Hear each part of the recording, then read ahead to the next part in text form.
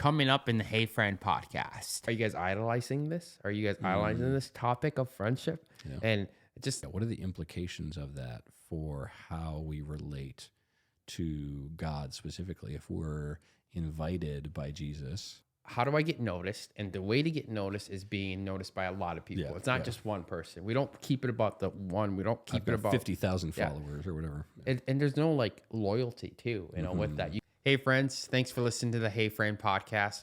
First, we just want to start with saying thank you for all the new listeners we've been getting recently. Thank We're you. super grateful for you guys. And it's cool to see something that was just an idea.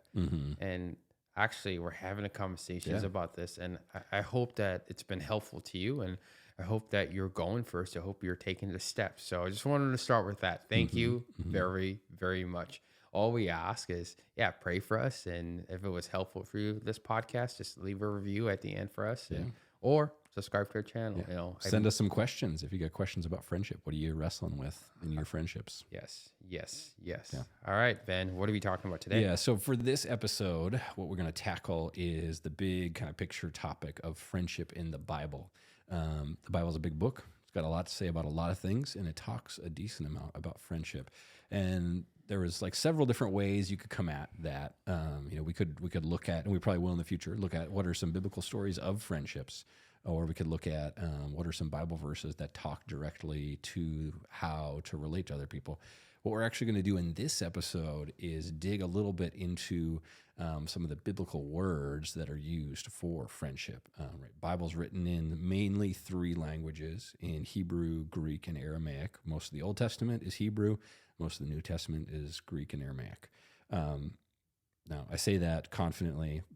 I know that, but neither Lucas or I, this is our qualifier, neither Lucas or I are Hebrew, Greek, or Aramaic scholars. Yes. I want to make sure you said that. I was like, we're going to probably not pronounce these words correctly. We're going to pronounce them. Yeah, we're going to try our best, but we are not biblical and Greek and Hebrew scholars for sure. Yeah, So, but I think here's the benefit is part of the reason we wanted to talk about this is because I think it's helpful to understand some of the words that shape the biblical narrative. Yeah. And what even if this stuff is easily accessible is one of the reasons I wanted to talk about this. This isn't like I had to go to seminary to learn some of the stuff we're going to talk about. It was like a couple Google searches, looking at a couple Bible dictionaries that I have in my library at home. Library at home sounds fancy. In the bookshelf that is in my office, that's behind me. So this is not hard information to get, but it can be really helpful to understand how does the Bible, how do the people in the biblical narratives view a certain topic like friendship. So that's what we're going to do. Any other comments you want to add on to that before we jump into stuff? Let's do it. Let's do it. So I'm going to start us out. I get the Hebrew words, which are mostly Old Testament. And there's probably more words than what we're going to talk about. These are some of the more common words that show up in the Bible when talking about friendship. So the first one is a Hebrew word. And again, we're probably going to butcher pronunciation on this, is chabar, which is really about the idea of being like joined together, being coupled. You can be in league with someone is another way they talk about it. So that's used in the Bible several times. Here's a couple examples. Psalm 119, verse 63, the psalmist writes, I am a companion of all them that fear thee and of them that observe thy precepts. So that word companion, that's the word chabar. Similarly, Proverbs 28:24 says, whoever robs his father or mother and says, that is no transgression, is a companion to a man who destroys. So you'll get this, and we'll talk a little bit more about this in a little bit. But some of these different words, if you look at all the words biblically that talk about friendship, you get this idea that there's these kind of layers of friendship and relationship. So obviously, right, neither of those verses, and the majority of the ways chabar is used from my skimming through the biblical text where it shows up, is largely like neutral and or negative, right? Like a companion of those that fear you. It doesn't necessarily mean you're close friends with those people. It means that you're in league with them, you're near them. Similarly, being a companion of someone who destroys doesn't necessarily mean that you're best friends, just that you're associated with them. So that's chabar. The next one, Maria, is another Hebrew word that's similarly means friend or companion, appears several times. This is Judges 14:11. You get Samson is getting married to a Philistine woman, and he is appointed. This is what the verse says. This is 14:11. Samson goes to marry Philistines. They provide him 30 companions to be with him for the wedding. So these aren't friends of his. They're people that he's given as like, hey, we're having a wedding. You got to have a wedding party. Here's your people who are going to be in your wedding party. Yeah, that's Moriah. One more, Proverbs 19:7 says a similar thing. All a poor man's brothers hate him. Bummer for the poor man. How much more do his friends go far from him? So that's that word Moriah. It's people who are abandoning you and leaving you. So again, not a great. Let's see, one more. This is a variation on the Moriah. It's Rhea, which means similarly friend, companion, fellow. Here's a couple instances where it's used. Genesis 11:3. This is talking about the building of the Tower of Babel. The people there, the narrator says, they said to one another, "Come, let us make bricks and burn them thoroughly." And then they start building the Tower of Babel. That one another is Rhea. Exodus 20:16, don't bear false witness against your neighbor. The word neighbor there is that Hebrew word. And then similarly, Exodus 2:13, when Moses, in the Exodus story, Moses goes and kills an Egyptian who's beating a Hebrew slave. The next day he goes out and sees two Hebrews fighting against each other, and he tries to intervene to prevent them from fighting. And one of them says to Moses, Moses says to one of those guys, "Why do you strike your companion?" And that's the word Rhea. So those are a few of the Hebrew words that are used in the Old Testament. Lucas, why don't you take us through a couple of the Greek words that show up in the New Testament when talking about friendship?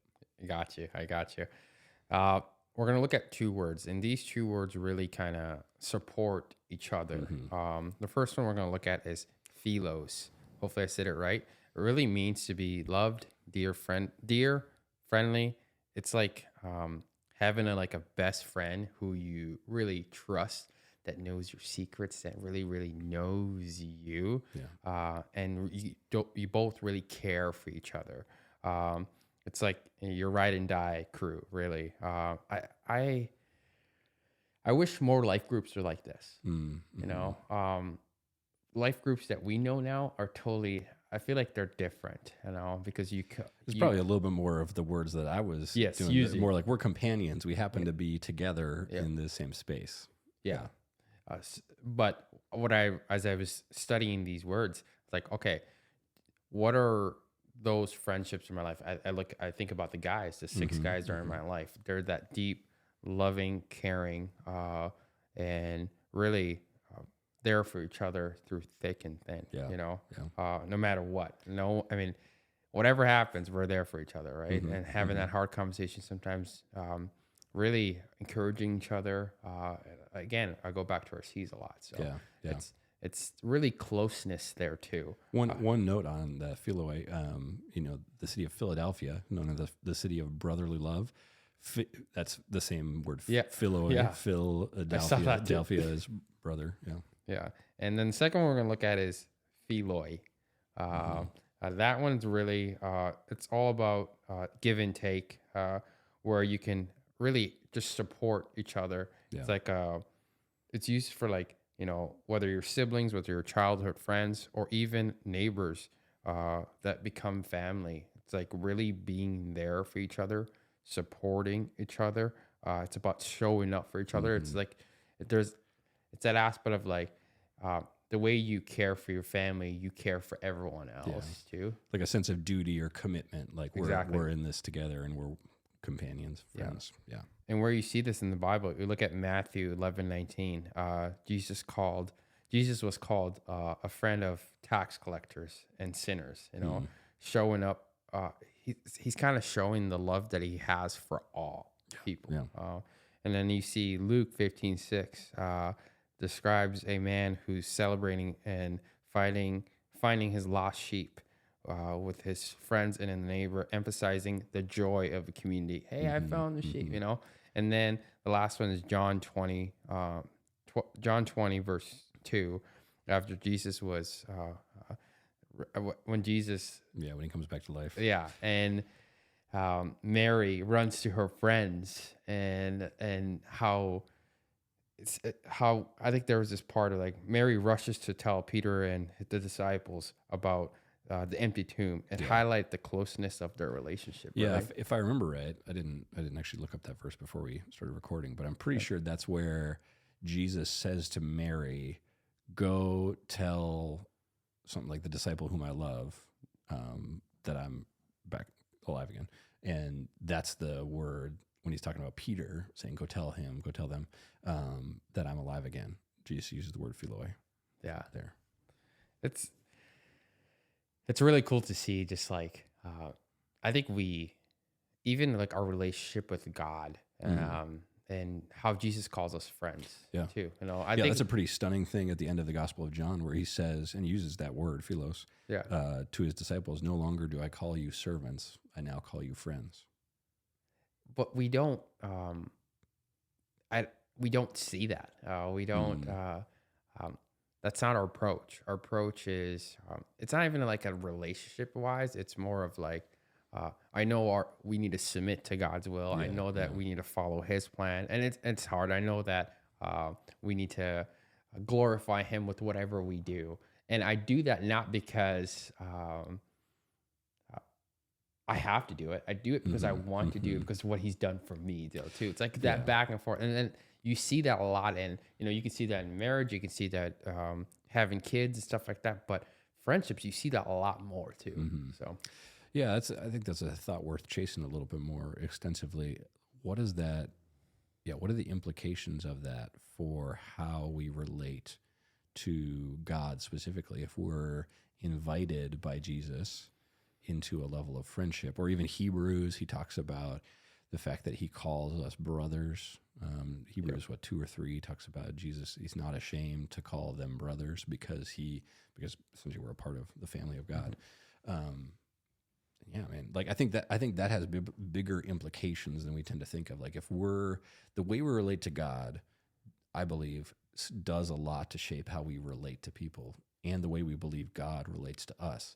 So if the way you're relating to God is this distant, cold deity who like, thank goodness Jesus got in the way of God's anger and took the bullet for you because otherwise you'd be crushed, which is like right biblically that's a part of the biblical narrative, but that God is wrathful, there is punishment for sin. Jesus does absorb the punishment for sin, but that's also there's the bigger biblical picture of God as a loving father wanting to rescue his children that he's created. And if we're viewing God that way as cold, distant, far away, then that's probably going to impact the way you feel like you ought to relate to or ought not to relate to the people around you. it's totally have you're so right on that. How do we extend whatever He extends to us? And if when we extend to God, even whether it's worship, whatever that is, when we're seeking Him, what's that posture to look like? And but as the Lord works through us, as the Lord restores us in certain ways, takes away certain sins out of our life, and as the work that He does in us might be complete. Today might be complete till we die. We're not home yet, Yeah. But there's certain things that I think approach and motives really matter. So with God, and then how do we do that with others too? So again, we looked at those two words, philos and philoi. And one is really philoi. It's more used for family, but it's also close relationships, neighbors, and things like that. So and there's a couple other like we said, we weren't hitting on everyone. There's a couple other words that show up in the New Testament. I'll probably mispronounce these again. Heteros, Placion, a couple other ones that kind of fit into that constellation of friendship, depth of relationship. You can, like I said, you can Google that stuff. I thought Baker's Evangelical Theological Dictionary had a really helpful kind of summary statement that they said about friendship in the Bible. I'll just read this because I think it's concise and helpful. It says, in both testaments, the idea of friends and friendship involve 3 components: association, loyalty, and affection. There are 3 levels of meaning: friendship as association only, friendship as association plus loyalty, and friendship as association plus loyalty plus affection. And then he also talks about what we were just talking about. As one can be friends to another person, so one can also be a friend of God or God's son. And he gives examples biblically. All right, Abraham's called a friend of God. Moses relates to God closely. God says stuff in like Psalm 25 about those who keep his covenant he considers friends.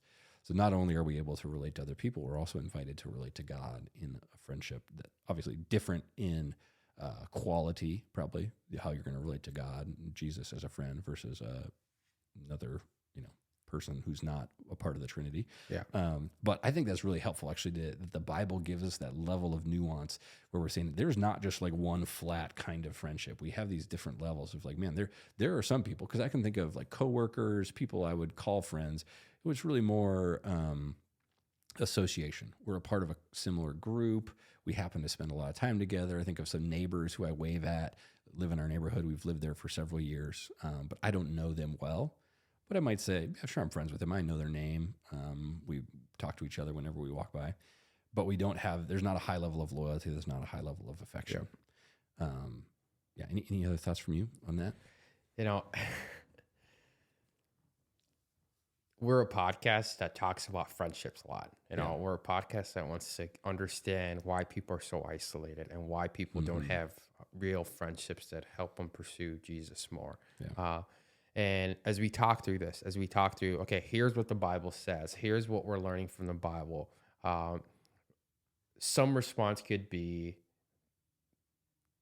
are you guys idolizing this? Are you guys idolizing this topic of friendship? Yeah. And that's not the aim. The aim is, okay, here's what Scripture says. Yeah. We know that Jesus is it, but here's what Jesus calls us. Yep. We know that what he's done is enough, but he showed us how to live. When he was in this earth, he did things, he did miracles. He reacted with people, and we must imitate that. We must follow him. So, and he had friends. And he called people friends too. Yeah. So when we talk about this, we're not coming from a place. I just want to clear up. We're not coming from a place of like we're idolizing things. No, we need this in our lives, but we also know Jesus is what completes us too. So.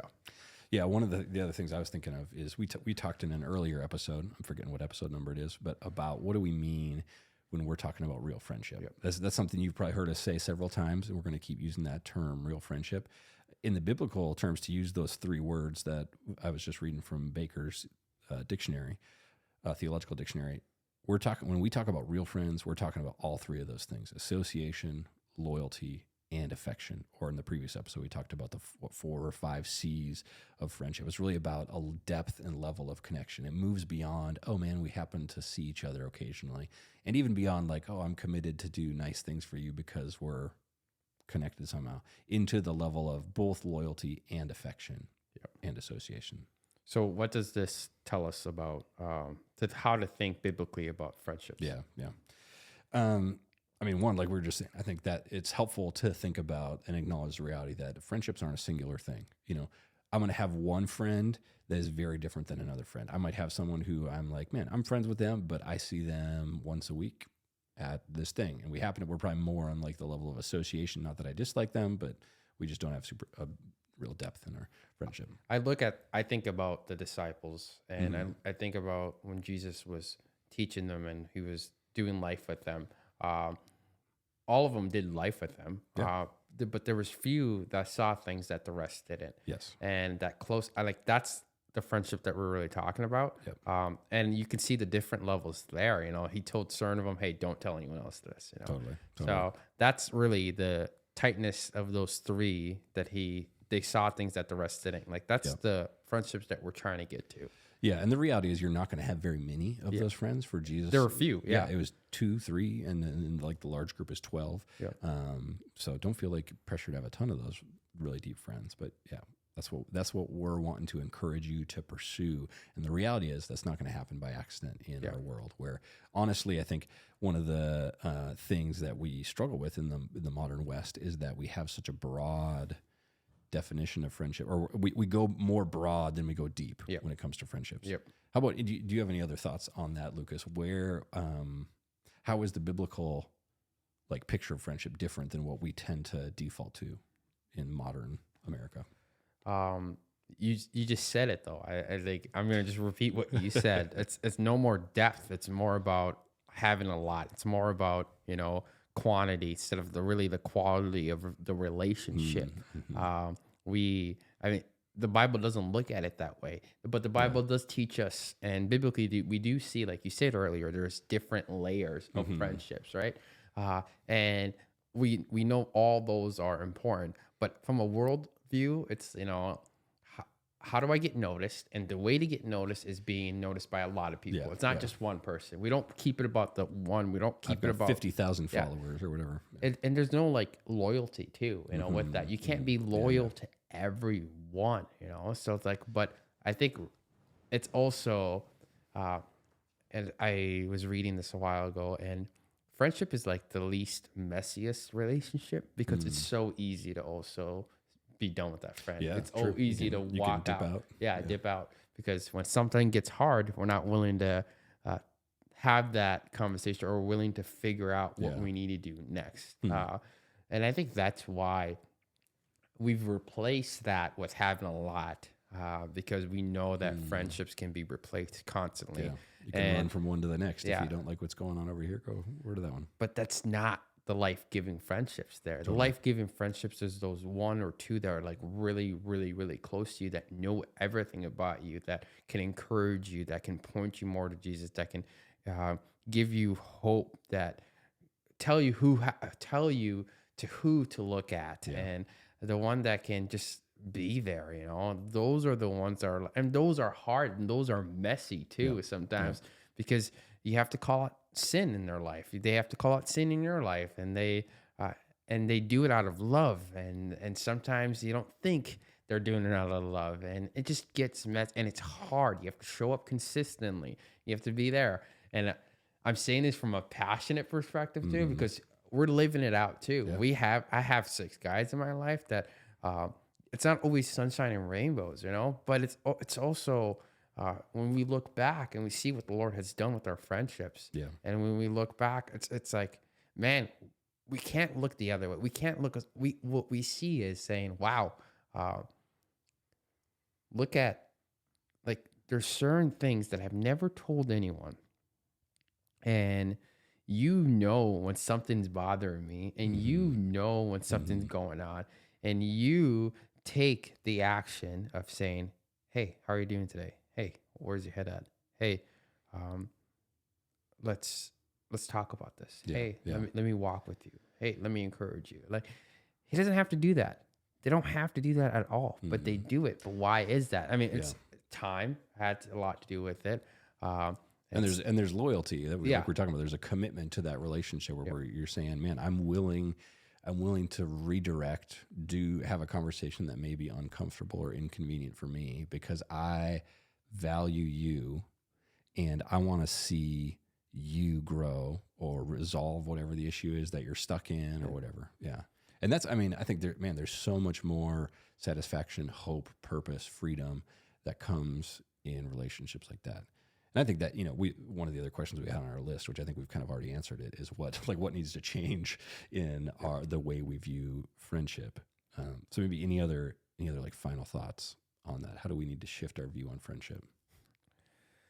Jesus calls his disciples friends. And I think we have to live a lot like Jesus, how he treated his friends. He said hard things. He prayed for them. He encouraged them. He walked with them. And he laid down his life for them. Yeah. And that, I think a friend that lays his life for you, like, how much more can we want, Yeah. And so we have to, I think, take the perspective, take your views, take what the world's telling you out of it, and really just look at how Jesus treated other people. Yeah. And we have to treat people like that. Yeah. And why did he treat other people that way, And why does he say the hard things there? Or why does he call them out? Or how can Peter deny him 3 times and ask him, do you love him? And why did he do it that way? So when you really start looking at that, extend through you through others' relationships. Totally. I know we're focused on friendships a lot, but also in your marriage and also in your kids and also in your parents too. You seem to have this love that the world doesn't have, this love that for others, so it's like, how do you, again, really extend what he extends to you Amen. better? So. Yeah, man. So I think that might be that's probably a good place to end. I think final encouragement for you. Yeah. Look at Jesus, look to the Bible and particularly to Jesus, and let that shape how you view friendship rather than buying into what media sells, buying into what culture sells as real friendship. And you're going to find a lot more satisfaction and hope and joy in that. Yeah. You don't need 100,000 friends. You need 2 or 3 that can go war with you, that can encourage you, that can remind you that we're not home yet. And one day we will be. So, yeah. Amen. Yeah. All right, friends. We'll see you next week. We love you. Thanks for listening. Peace. Hey, friend. Thanks for listening. We're all about equipping you to pursue real friendships. You were not created to be alone, because life is just better with real friends. Let's get started.